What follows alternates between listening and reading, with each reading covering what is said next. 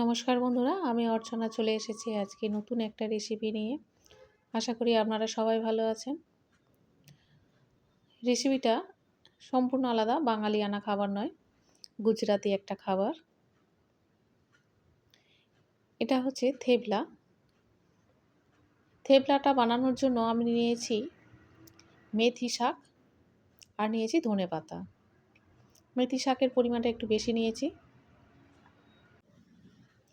এগুলো ভালো করে ধুয়ে নিয়েছি। খুব ছোট ছোট করে এটা কেটে নিতে হবে।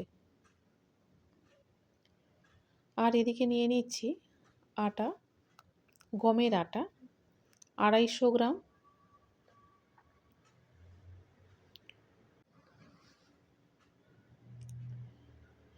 আর নিয়ে নেব ছোলার ছাতু।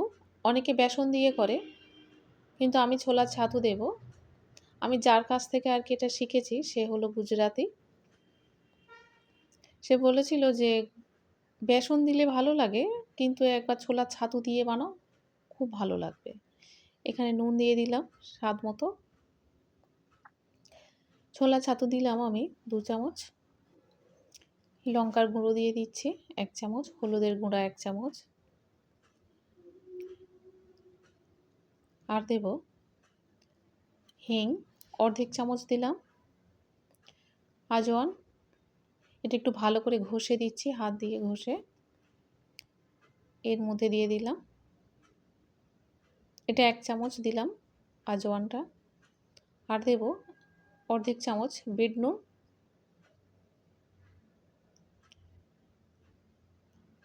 আদা বাটা দিলাম অর্ধেক চামচ।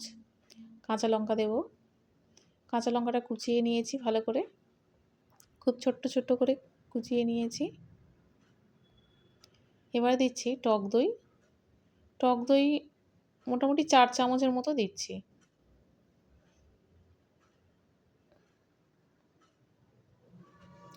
এবার এটাকে খুব ভালো করে মেখে নিতে হবে।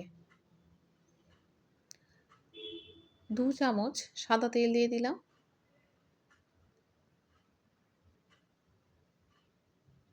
আর দিচ্ছি ধনেপাতা আর মেথি পাতা ভালো করে কুচিয়ে নিয়েছি, সেটাও এর মধ্যে দিয়ে দিলাম। এখানে আর কিছু দেওয়ার নেই। এবারও মেখে নেব। খুব ভালো করে এটা মাখতে হবে। আমি যার কাছ থেকে শিখেছিলাম, গুজরাটি একটা আন্টি, কয়েক মাস হয়েছে আমাদের পাশের রুমে ভাড়ায় এসেছে। তো ওনার সঙ্গে খুব কথা হয়, হওয়ার পরে একদিন আমাকে এই খাবারটা খেতে দিয়েছিল। আমি যখন জিজ্ঞাসা করলাম এটা আপনি কিভাবে বানান, তা আমাকে বলেছিল ঠিক আছে আমি কিভাবে বানাই সেটা তোমায় বলে দেব। তো একদিন দেখি বানাচ্ছে, আমাকে ডেকেছে, দেখো আমি কি কি এইটা বানাতে কি কি ব্যবহার করি তুমি ভালো করে দেখো। তা সব কিছু দেখলাম, খুব ভালো করে বেশ মাখালো। মাখানোটা মানে খুব সুন্দর করে মাখাতে হবে সব কিছু উপকরণ দিয়ে যা যা লাগে। তা আমাকে বলেছিল যে এটা মাখানোর পরে যদি আধা ঘন্টা রাখো তো খুব ভালো হয়, খুব সুন্দর নরমও হবে। তাই এটা মাখানো হয়ে গিয়েছে, অল্প অল্প জল দিয়ে এটা মেখেছি। মাখানোর পরে বলেছিল সামান্য একটু তেল দিয়ে এটা রেখে দেবে, ওপর থেকে একটু তেল দিয়ে হালকা করে মেখে রেখে দেবে। আধা ঘন্টা রাখবে, তারপরে খাবারটা বানাবে, দেখবে কত সুন্দর খেতে লাগে। আর ছোলার ছাতুর কারণে খাবারের স্বাদটা আরও বেশ ভালো হয়। আমি তো ওনার খাবারটা যেভাবে বানিয়েছিল দেখেছিলাম, দেখার পরে আমিও বাড়িতে বানালাম। সত্যি খুব সুন্দর। প্রথমে ভেবেছিলাম খুব হয়তো কঠিন। এরপরে আমি একটা একটা করে লেচি কেটে বেলে নিয়েছি। এটা একেবারে বেলে নিলে ভালো হয়, কারণ এটা ভাজতে বেশি সময় যায় না। রুটির থেকেও খুব তাড়াতাড়ি হয়। তবে একটা জিনিস খুব সময় লাগে, যেটা কঠিন আমার কাছে মনে হয়, এগুলো বেলে নেওয়াটা। খুব সাবধানে এটা বেলতে হবে। খুব ধীরে ধীরে, বেশি আটা দেওয়া যাবে না। আর সেই জন্য আমি সবগুলো বেলে নিয়েছি। আমাকে বলেছিল যে সবগুলো বেলে নাও। তা আমি সবগুলো একসঙ্গে বেলে নিয়েছি।